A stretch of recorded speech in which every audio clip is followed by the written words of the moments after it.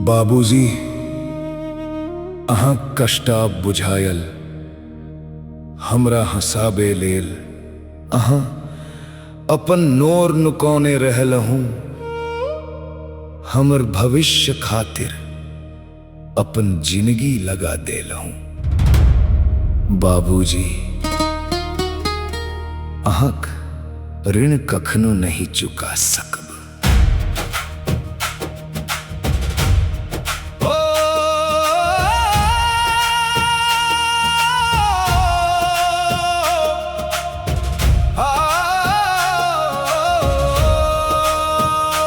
फाटल चप्पल पहिरी चलल हूँ बाबूजी, हमर पढ़ाई लेल पैसा जोड़ल हूँ।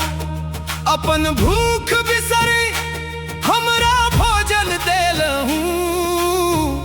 अहाँ बिना हम किछु नहीं छी बाबूजी। भोरक अन्हार में घर से निकलल हूँ। तापल घाम में माइलों दूर चलल हूँ।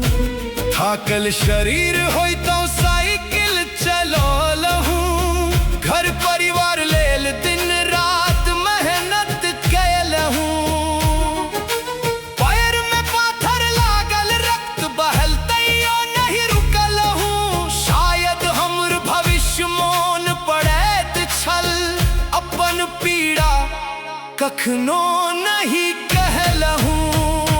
फाटल चप्पल पहिरी चलल हूँ बाबूजी, हमर पढ़ाई लेल पैसा जोड़ल हूँ। अपन भूख बिसरी हमरा भोजन देला हूँ। अहाँ बिना हम किछु नहीं छी बाबूजी। किताब किनबाक लेल पैसा चाही से लेल अपन सपना छोड़ी देलहूँ। हमरा नवका कपड़ा किनी देलहूँ आ स्वयं पुरान कपड़ा पहिरल हूँ। हम नहीं खसी जाऊं से लेल कांटक बाट पर चलल हूँ। हम जीतू यही आशा में अपन संपूर्ण जीवन समर्पित के देल हूँ। बचपन में अहाँ कष्ट नहीं बुझल हूँ। पैघ भेला पर आँखी में नोर आबि गेल। अहाँ जे देलहु से धन नहीं छल, से त अहाँक संपूर्ण जीवन छलै।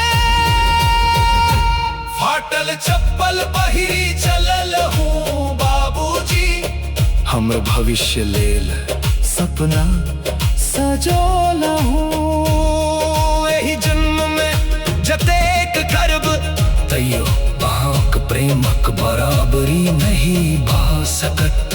बाबूजी अहाँ कष्ट कखनो नहीं बिसरब।